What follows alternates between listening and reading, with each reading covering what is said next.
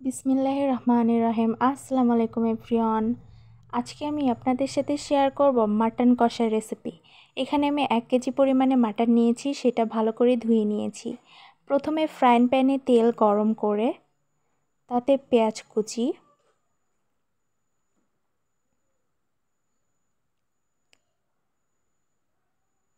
দুটা তেজপাতা, আর এখানে দিয়েছি আমি সাদা এলাচ, কালো এলাচ, দারুচিনি আর বজ। এগুলো দিয়ে হালকা ভেজে নেব। তারপর এখানে দিয়ে দিলাম 1 চা চামচ জিরে,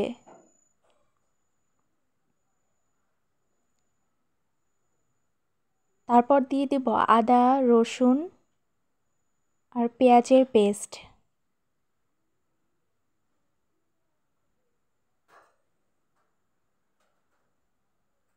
হালকা একটু নাড়াচাড়া করে তাতে দিয়ে দেব হলুদ গুঁড়ো, মরিচ গুঁড়ো, সজের গুঁড়ো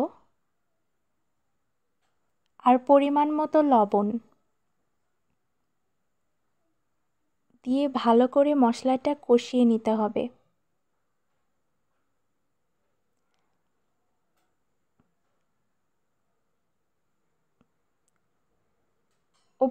ওপরে যখন তেল সেপারেট হয়ে এসেছে, উপরে তেল ভেসে উঠেছে, এর মানে মশলাটা কষানো একদম হয়ে গিয়েছে। এরপর এখানে আমি মাংসটা দিয়ে দেব। মাটনটা দিয়ে ভালো করে কষিয়ে নিব।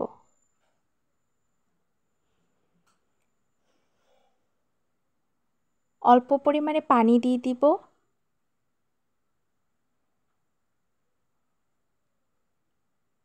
দিয়ে ঢাকা দিয়ে 20 মিনিটের মতো রান্না করতে হবে, মাংসটা সেদ্ধ হয়ে যাওয়া পর্যন্ত।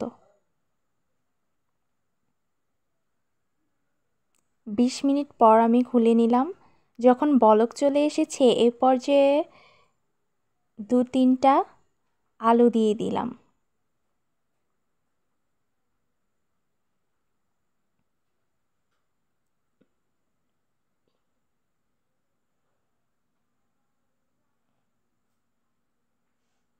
তারপর পরিমাণ মতো পানি দিয়ে দিব মাটনটা ভালোভাবে সিদ্ধ হওয়ার জন্য।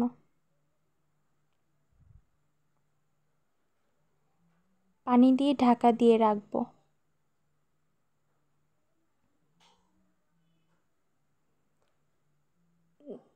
ঢাকা খুলে দিয়েছি। এই তো আমার মাটনটা একদম রেডি হয়ে গিয়েছে, আর উপর দিয়েও তেল ভেসে এসেছে। মাটনটা একদম রেডি। এটা এখন সার্ভ করার পালা।